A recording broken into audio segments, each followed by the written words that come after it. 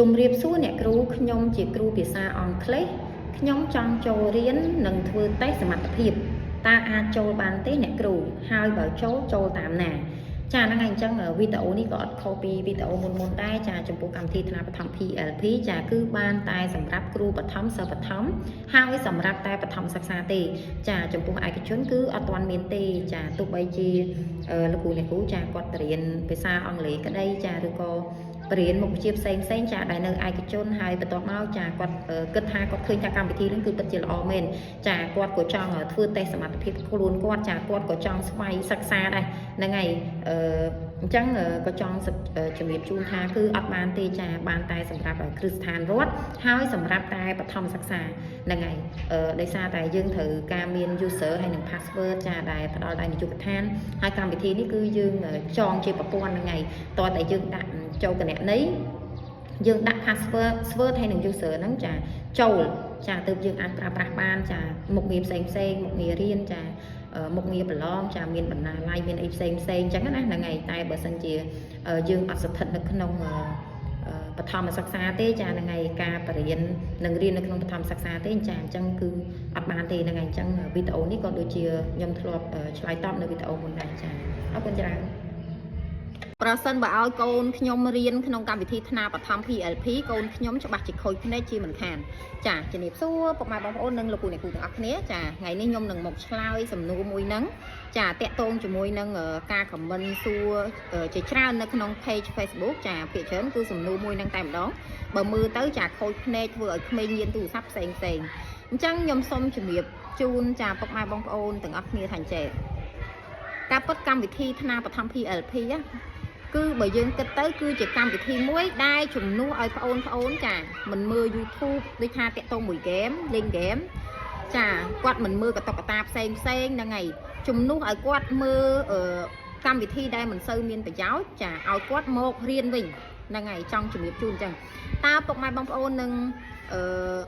ផ្សេងទៀតហ្នឹងហើយធានាច្បាស់ហេតុថាតើកូនរបស់យើងនេះគាត់មិនដែលមើលទូរស័ព្ទសោះសម័យនេះហើយចាគាត់មិនដែលប៉ះទូរស័ព្ទសោះតែបើសិនជាអាចមានពុកម៉ែបងប្អូនដែលយើងមិនឲ្យកូនមើលទូរស័ព្ទប៉ះទូរស័ព្ទសោះហ្នឹងគឺមកដល់ឥឡូវហើយសម័យនេះហើយចាបើសិនជាមានមែនគឺពិតជាល្អមែនតើហ្នឹងហើយតែបើយើងគិតភាគរយឲ្យច្រើនណាគឺអត់ទេអញ្ចឹងនេះគ្រាន់តែជាកម្មវិធី PLP នេះគឺបដូរពីអវិជ្ជមានមកវិជ្ជមានមានន័យថាបើសិនជាសម័យលើគាត់មើលទូរស័ព្ទអញ្ចឹងយើងឲ្យគាត់មើលក្នុងន័យរៀនចាឲ្យគាត់មើលក្នុងន័យសិក្សាស្រាវជ្រាវឲ្យគាត់មើលក្នុងន័យថាកិច្ចការផ្ទះផ្សេងអញ្ចឹងទៅហើយពុកម៉ែបងប្អូនលោកគ្រូចាយើងអាចសម័យបានឧទាហរណ៍ដូចជាសម័យកូវីដជាដើមអញ្ចឹងដូចប្រទេសយើងមុនចាយើងឆ្លងកាត់កូវីដតែពេលហ្នឹងអត់ទាន់មានថ្នាក់បឋម PLP ហ្នឹងហើយអញ្ចឹងនៅផ្ទះគឺគ្រូនៅដែលគ្រូសិស្សនៅដែលសិស្សយើងអត់បានបរៀនយើងអត់បានអីទេចាហ្នឹងហើយដោយសារតែយើងខ្លាចរីករាលដាលនៃជំងឺកូវីដអញ្ចឹងបើសិនជា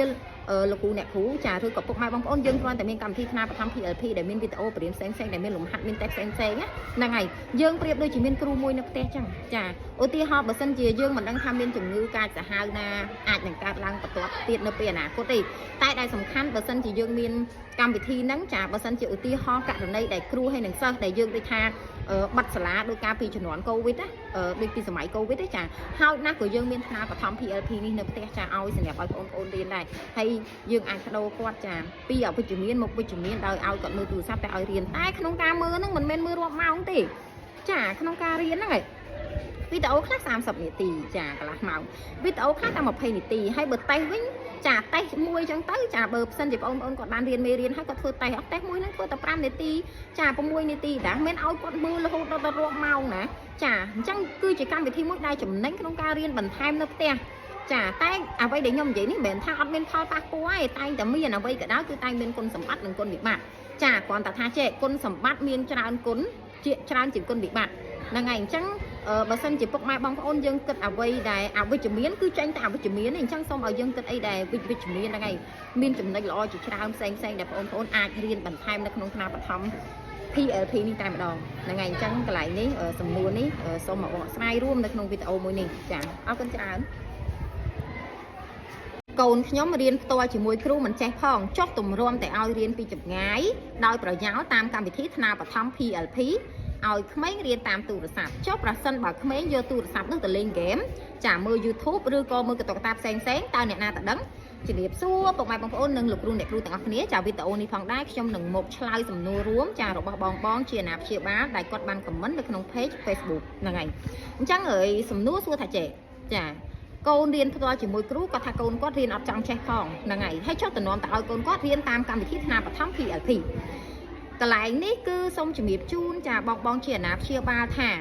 កម្មវិធីថ្នាលបឋម PLP នេះគឺជាកម្មវិធីដែលឲ្យគាត់រៀនបន្ថែមនៅផ្ទះចំណែកជាមួយគ្រូក៏រៀនផ្ទាល់ក៏រៀនប្រយោលក៏រៀនចាកាលពីមុនរៀនផ្ទាល់តែជាមួយគ្រូទេចារាល់សន្លឹកកិច្ចការផ្សេងហ្នឹងគឺជាមួយគ្រូត្រូវទេតែឥឡូវនេះចាតាំងពីមានកម្មវិធីថ្នាលបឋម PLP គឺរៀនផ្ទាល់ជាមួយគ្រូនៅសាលាចាកន្លែងលំហាត់ផ្សេងចាមេរៀនផ្សេងបើសិនជាមាន Smart TV យើងអាចដាក់ឲ្យបងប្អូនមើលវីដេអូរៀនតាមហ្នឹងក៏បានដែរ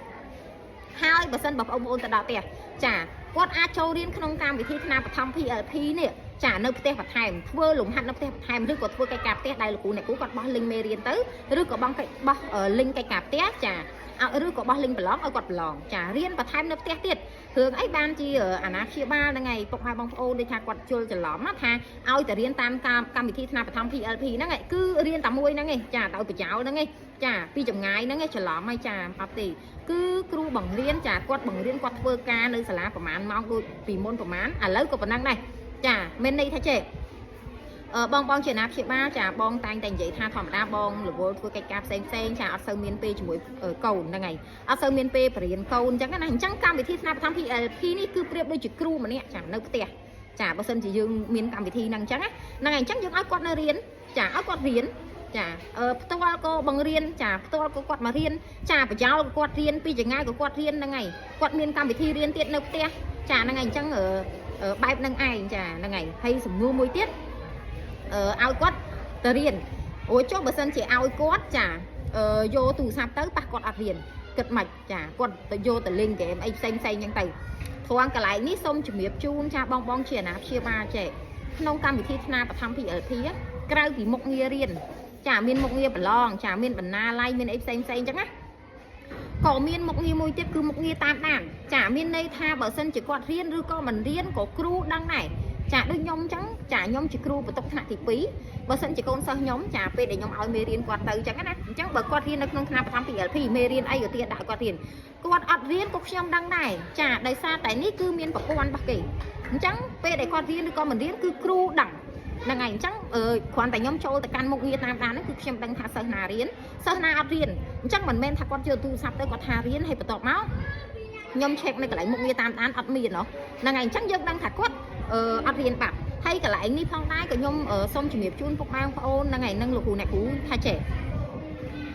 មិនមែនមានន័យថាឲ្យតែគាត់កាន់ទូរស័ព្ទហ្នឹងហើយអញ្ចឹងដឹងតែហុចឲ្យគាត់ហ្មងយើងអត់ខែយើងអត់ខ្វល់យើងអត់មើលគាត់ទេអត់ទេគឺយើងតាមដានយើងចូលរួមទាំងអស់គ្នាហ្នឹងហើយកន្លែងនេះផងដែរក៏ទៀមទាឲ្យអាណាព្យាបាលហ្នឹងហើយយកចិត្តទុកដាក់នៅផ្ទះដែរពេលដែលហុចទូរស័ព្ទឲ្យគាត់រៀនហ្នឹងក៏យើងត្រូវមើលគាត់ចាលួចមើលគាត់តាមដានគាត់ដែរហ្នឹងហើយនៅផ្ទះចំណែកមកដល់សាលាខ្ញុំជាលោកគ្រូអ្នកគ្រូគឺដឹងហ្នឹងហើយខ្ញុំបរៀនដោយផ្ទាល់ហើយតាក់ទងជាមួយនឹងក្នុងការគាត់រៀនឬក៏មិនរៀនហ្នឹងហើយភាំងគឺយើងដឹងនៅក្នុងកម្មវិធីហ្នឹងគឺមានមុខងារតាមដានចាហ្នឹងហើយអញ្ចឹងវីដេអូនេះតែប៉ុណ្្នឹងទេសង្ឃឹមថាអាចជូនជាប្រយោជន៍ចាបន្ថែមទៅដល់ពុកម៉ែបងប្អូននិងលោកគ្រូអ្នកគ្រូចាក្នុងការយល់ច្រឡំតែគិតថាPLP គឺរៀនតែពីចម្ងាយចាហ្នឹងហើយអត់មានលោកគ្រូអ្នកគ្រូអត់មានធ្វើកិច្ចការអីចឹងណាការពិតចម្ងាយក៏រៀនចាបញ្ចោលក៏រៀនផ្ទាល់ក៏រៀនហើយបើសិនជាឲ្យក្មេងរៀនតាមទូរស័ព្ទបើគាត់អត់រៀនអ្នកណាទៅដឹងចឹងអញ្ចឹងកន្លែងនេះត្រូវពុកម៉ែបងប្អូនអាណាព្យាបាលចាគឺយើងយកចិត្តទុកដាក់ចូលរួមទាំងអស់គ្នាហើយខាងខ្ញុំជាគ្រូនេះគឺខ្ញុំមានកម្មវិធីតាមដានអញ្ចឹងគាត់រៀនក៏ដឹងចាគាត់មិនរៀនក៏ដឹងចាហ្នឹងហើយអរគុណច្រើនកម្មវិធីថ្នាលបឋម PLP យើងអាចព្រីន QR code គ្រូនិងសិស្សចេញមកបានដែរឬទេអ្នកគ្រូចាអញ្ចឹងខ្ញុំសូមមកឆ្លើយសំណួរមួយនេះរួមនៅក្នុងវីដេអូនេះតែម្ដងអញ្ចឹងក៏សូមជំរាបជូនលោកគ្រូអ្នកគ្រូចានឹងនាយកសាលាចានាយិកាក្តីហ្នឹងហើយអញ្ចឹងចំពោះ QR code គ្រូនិងសិស្សចាគណនីរបស់គ្រូហើយនិងសិស្សណាគឺយើងអាចព្រីនចេញមកចាគឺមានភាពងាយស្រួលខ្លាំងក្នុងការដែលយើងណាត់ជួបអាណាព្យាបាលប្រជុំជាមួយពួកគាត់ចាតាក់ទងជាមួយនឹងការដំឡើងកម្មវិធីថ្នាលបឋ ថម PLP នេះនៅក្នុងទូរស័ព្ទគាត់អញ្ចឹងលោកគ្រូអ្នកគ្រូយើងអាច copy នៅថ្ងៃ QR code ហ្នឹងបន្ទាប់មកជូនគាត់ចាទៅតាមឈ្មោះរបស់កូនគាត់អញ្ចឹងណាថាកូនគាត់ឈ្មោះអីអញ្ចឹងយើង print QR code ហ្នឹងជូនគាត់ចាបន្ទាប់មកគាត់ scan ពេលដែលគាត់មានកម្មវិធីនៅក្នុងទូរស័ព្ទហើយគាត់គ្រាន់តែ scan ទៅជាការស្រេចចាមានភាពងាយស្រួលច្រើនទៅដល់លោកគ្រូអ្នកគ្រូហើយក៏ទៅដល់អាណាព្យាបាលដែរចាគឺគាត់មិនចាំបាច់វាយលេខកូដuser ហ្នឹងហើយនឹង password ទេគឺគ្រាន់តែគាត់ជ្រើសយកពាក្យថា scan QR code បន្ទាប់មកគាត់អាចចូលគណនីហ្នឹងគឺប្រើប្រាស់បានតែម្ដងហើយយើងអត់ពិបាកហ្នឹងហើយយើងអត់ពិបាកវាយពិបាកអីអញ្ចឹងណាហ្នឹងហើយអញ្ចឹងបានលោកគ្រូចាបានលោកគ្រូអ្នកគ្រូទាំងអស់គ្នាហ្នឹងហើយពេលដែលយើងមានការណាត់ជួបចាយើង print ចេញមកចាបន្ទាប់មកយើងចែកជូនពួកគាត់ចាទៅតាមថ្នាក់ចាកម្រិតថ្នាក់អញ្ចឹងណាហើយចំពោះលោកគ្រូអ្នកគ្រូក៏បានដូចគ្នាចាក្នុងការចូលគណនីចាលោកគ្រូអ្នកគ្រូមិនចាំបាច់វាយ user ហើយនឹង password ក៏បានដែរចាគ្រាន់តែយើងចុចឲ្យតែយើងមាន QR code របស់យើងគ្រាន់តែ scan QR code នេះជាការស្រេចចាហ្នឹងហើយបន្ទាប់ពីដោនកម្មវិធីថ្នាលបឋម PLP ចាមាននៅលើអេក្រង់ទូរស័ព្ទហើយនឹងកុំព្យូទ័ររួចហើយតើយើងត្រូវធ្វើដូចម្តេចទៀតអ្នកគ្រូចាហ្នឹងហើយអញ្ចឹងបន្ទាប់ពីយើងមានកម្មវិធីថ្នាលបឋម PLP នេះនៅលើអេក្រង់ទូរស័ព្ទរបស់យើងហើយចាឬក៏នៅលើអេក្រង់កុំព្យូទ័ររបស់យើងហើយអញ្ចឹងជំហានបន្ទាប់គឺយើងត្រូវបញ្ចូលគណនីចាគណនីហ្នឹងគឺមាន user ចាឈ្មោះអ្នកប្រើប្រាស់ហើយនឹង password ចាលេខកូដសម្ងាត់អញ្ចឹងយើងត្រូវបញ្ចូលគណនីហ្នឹងឬក៏យើងអាចជ្រើសយកវិធីមួយទៀត QR code ចាតាមរយៈការ scan QR code ហ្នឹងហើយអញ្ចឹងចំពោះគណនីផ្ទាល់គឺចាចំពោះuser ចាឈ្មោះអ្នកប្រើប្រាស់ហើយនឹងលេខកូដសម្ងាត់ឬក៏ password នោះគឺយើងបញ្ចូលដូចគ្នាចាឧទាហរណ៍ PLP ជាអក្សរតូចលេខប្រមាណទៀតនៅខាងចុងអញ្ចឹងទៅចាអញ្ចឹងបន្ទាប់ពីយើងបញ្ចូល user ក៏ដូចគ្នាហ្នឹងហើយ password ក៏ដូចគ្នាហ្នឹងហើយកន្លែងនេះគឺខ្ញុំសូមបញ្ជាក់អញ្ចឹងដោយសារតែមានលោកគ្រូអ្នកគ្រូយើងចាហើយនឹងពុកម៉ែបងប្អូនយល់ច្រឡំថា user ហើយនឹង password ហ្នឹងគឺខុសគ្នាចាបញ្ចូលលេខខុសគ្នាអត់ទេចំពោះការបំពេញគណនីក្នុងកម្មវិធីថ្នាលបឋម PLP នេះគឺ user ហើយនឹង password ដាក់ដូចគ្នាទាំងអស់ចាបើ user យើងដាក់អីចាឈ្មោះអ្នកប្រើប្រាស់យើងដាក់អី password លេខកូដសម្ងាត់ក៏យើងដាក់នឹងដែរ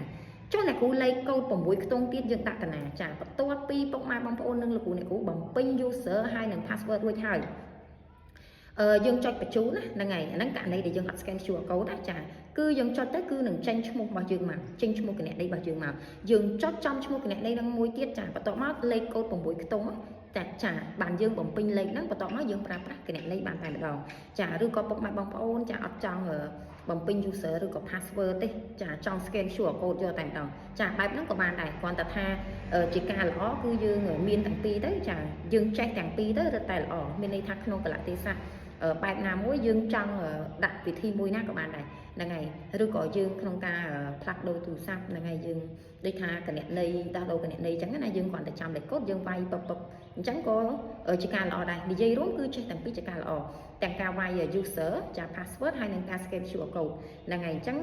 បន្ទាប់ពីយើង scan QR code ឬក៏យើងដាក់គណនីរួចហើយទាំង user ទាំង password ហើយបន្ទាប់មកយើងអាចចូលប្រើប្រាស់កម្មវិធីនឹងបានហើយចាទាំងរៀនហ្នឹងហើយទាំងធ្វើលំហាត់ទាំងប្រឡងហ្នឹងហើយ